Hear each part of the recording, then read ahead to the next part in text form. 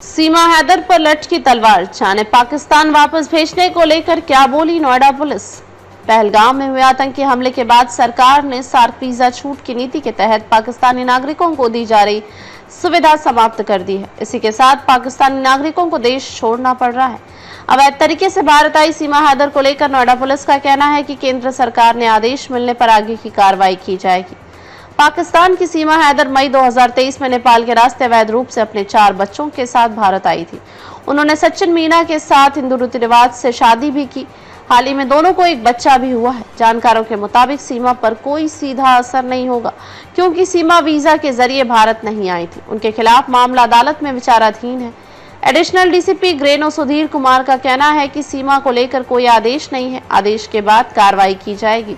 सीमा हैदर के अधिवक्ता एपी सिंह का कहना है कि सीमा के मामले की जांच यूपी एटीएस ने भी की है। उन्हें जांच में अब तक कुछ नहीं मिला है। केंद्र के अलावा पुलिस से देश छोड़ने के संबंधी कोई आदेश नहीं मिला है।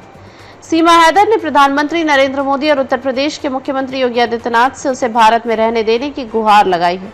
सीमा ने अपील करते हुए कहा कि वह बेशक पाकिस्तान की बेटी थी, लेकिन अब भारत की बहू है और उन्हें भारत में रहने की इजाजत दी जाए।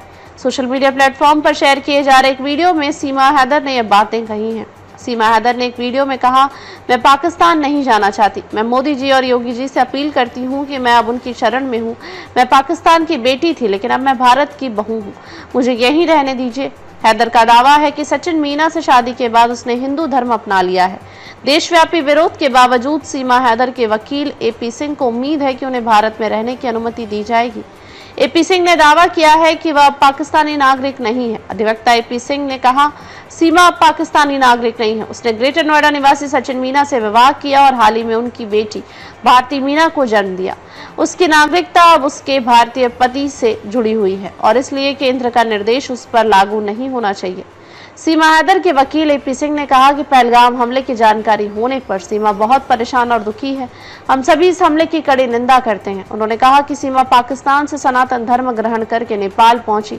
नेपाल में सचिन मीना के साथ शादी की और भारत में भी आकर दोनों ने पूरे रीति रिवाज के साथ शादी रचाई। शादी के बाद पिछले माह उसने एक बेटी को जन्म दिया है।